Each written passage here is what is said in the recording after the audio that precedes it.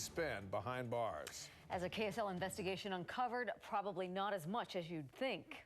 Yeah, we brought you that story 1 week ago, and it seemed to touch a nerve. Among hundreds of comments that we received were concerns of a new bill at the Capitol, which could make that time even less.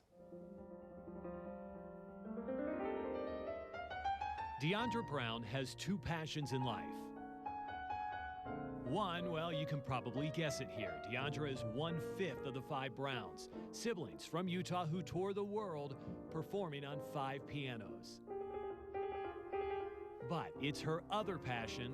It was difficult to know that so many people knew the gory details of our lives. That's now taking center stage at this year's legislative session. But eventually, after we started kind of speaking out publicly about it, we realized how many people are affected by sexual abuse.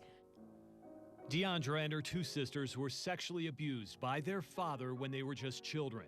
Keith Brown was convicted of sodomy on a child. He was sentenced to 10 years to life in prison, a charge that today would get him 25 years to life. But that might be changing.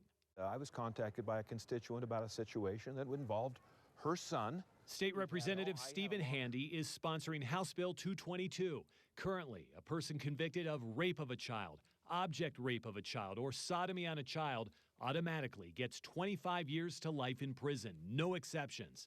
But Handy says there should be. Because these circumstances are so different, one size doesn't fit all. Handy points to one case in particular involving 18-year-old Jace Warwood and 2 young girls. They were underage, they were 13.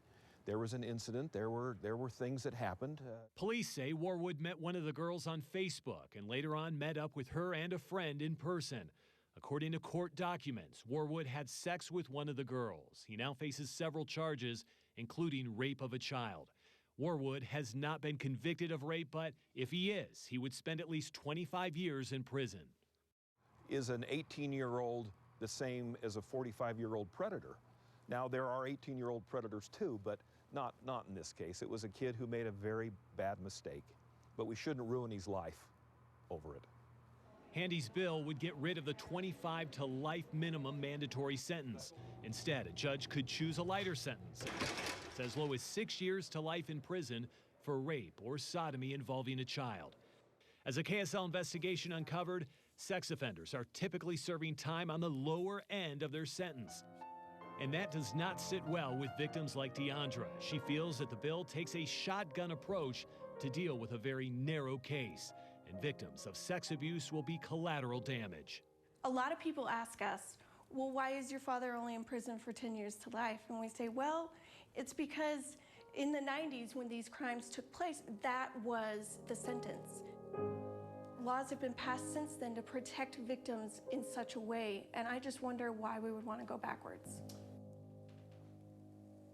House Bill 222 has been heard in committee but has not been voted on yet, where of course we'll keep tabs on whether or not it passes. Dave?